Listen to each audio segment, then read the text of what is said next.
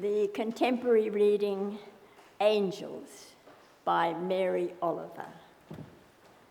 Let us hear words of inspiration from Mary Oliver. You might see an angel anytime and anywhere. Of course, you have to open your eyes to a kind of second level, but it's not really hard. The whole business of what's reality and what isn't has never been solved and probably never will be. So I don't care to be too definite about anything. I have a lot of edges called perhaps, and almost nothing you can call certainty, for myself, but not for other people. That's a place you just can't get into. Not entirely, anyway, into other people's heads. I'll just leave you with this. I don't care how many angels can dance on the head of a pin. It's enough to know that for some people they exist and that they dance. For words that lift our spirits and challenge our notions of reality, we give thanks.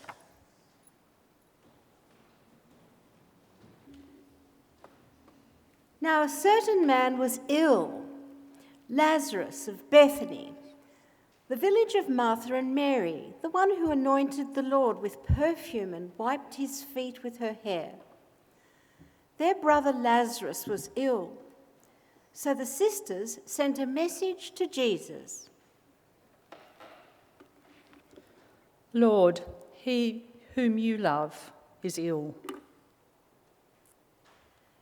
When Jesus heard it, he said, "This illness does not lead to death. Rather, it is for God's glory, so that the Son of God may be glorified through it." Accordingly, though Jesus loved Mary and her sister and Lazarus, and although he had heard that Lazarus was ill, he stayed 2 days longer in that place where he was. Then he said to his disciples, "Let us go to Judea again." And the disciples said to him, "Rabbi, the religious authorities were just now trying to stone you. And are you going there again?" Are there not 12 hours of daylight? Those who walk during the day do not stumble because they see the light of this world. But those who walk at night stumble because the light is not in them. Our friend Lazarus has fallen asleep, so I am going there to waken him. The disciples said to him, "Rabbi, if he has fallen asleep, he will be all right. Perhaps there is no need for us to go into danger for his sake." Let me be clear. Lazarus is dead. For your sake, I am glad I was not there, so that you may believe in what I do. I will go to him, and despite the danger, I would like you to go with me. Thomas, who was called the twin, said to his fellow disciples, "Let us also go, that we may die with him." And when Jesus approached Bethany, he found that Lazarus had already been in the tomb 4 days. Martha went to meet Jesus on the way, and while Mary stayed at home with the friends who had come to console them. Lord, if you had been here, my brother would not have died. But even now I know that God will give you whatever you ask of him. Martha, your brother will rise again. I know that he will rise again in the resurrection on the last day. I am the resurrection and the life.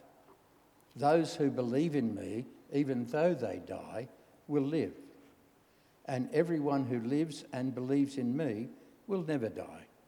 Do you believe this? Yes, Lord. I believe that you are the Messiah, the Son of God, the one coming into the world.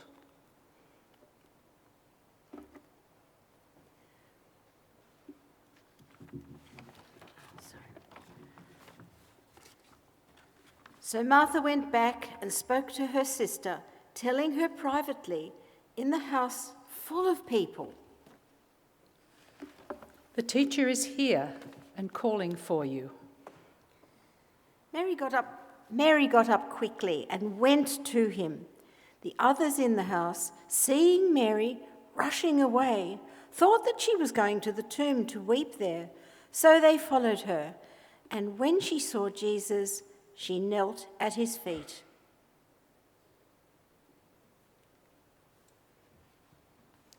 Lord, if you had been here, my brother would not have died.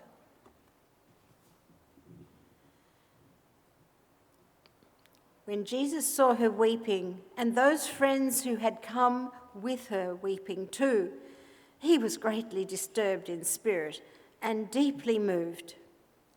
Where have you laid him? Lord, come and see. Jesus began to weep. Those who were there said, "See how he loved him?" And others said, "Could not he who opened the eyes of the blind man have kept this man from dying?" And Jesus, still greatly moved, came to the tomb. It was a cave, and a large stone was lying against it. Take away the stone. Lord, he has been in there 4 days. Already there is a stench.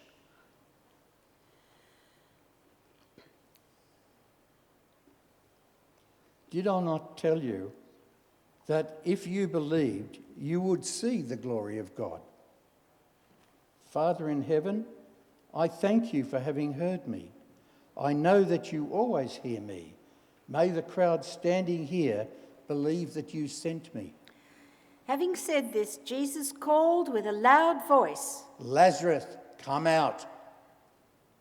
The dead man came out, his hands and feet bound with strips of cloth and his face wrapped in a cloth. Unbind him and let him go.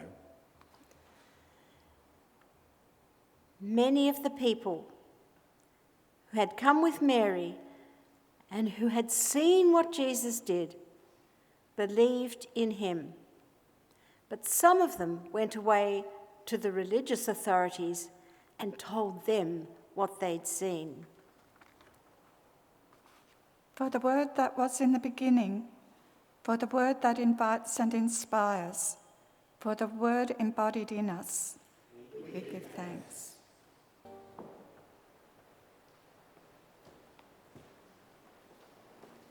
Good morning, Pitt Street.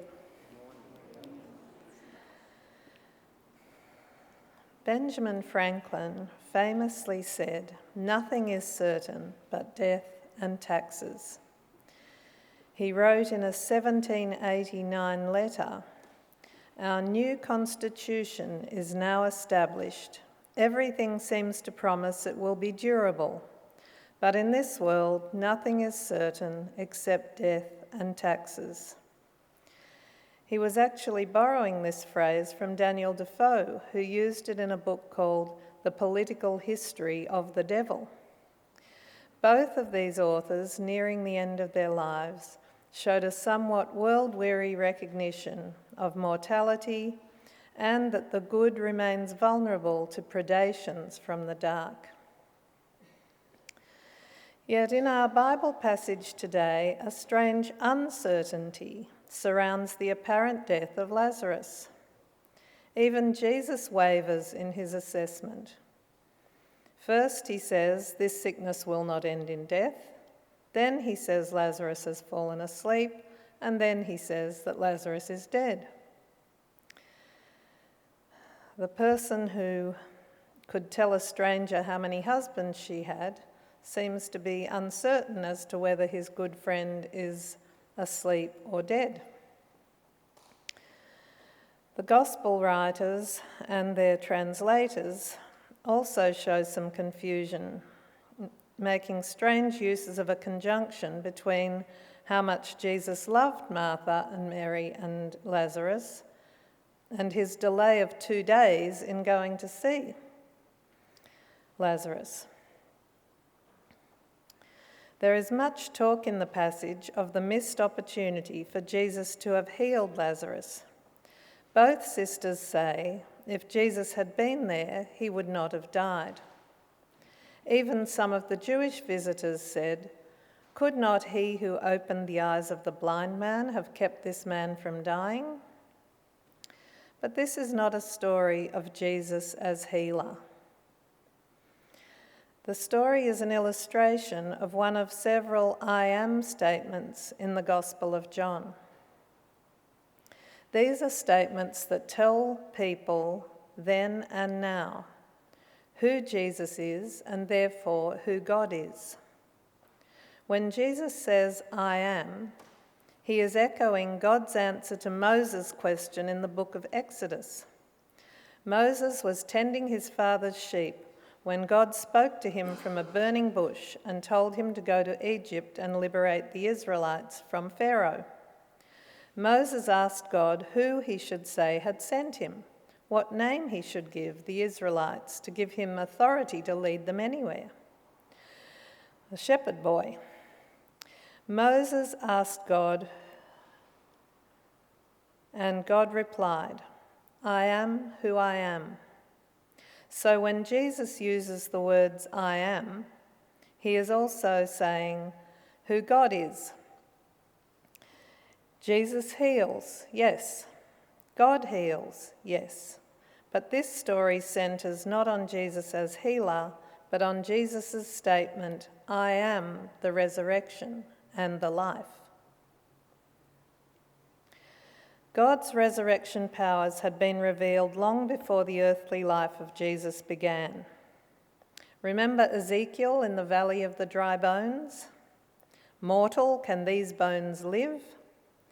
In the prophet's vision, there were human frames more certainly dead than Lazarus's, a great many very dry bones on the floor of the valley. God said to Ezekiel, "Prophesy to these bones and say to them, 'Dry bones, hear the word of God. This is what the Holy One says to these bones. I will make breath enter you, and you will come to life. I will attach tendons to you and make flesh come upon you and cover you with skin. I will put breath in you, and you will come to life. Then you will know that I am God." Ezekiel recorded what happened next.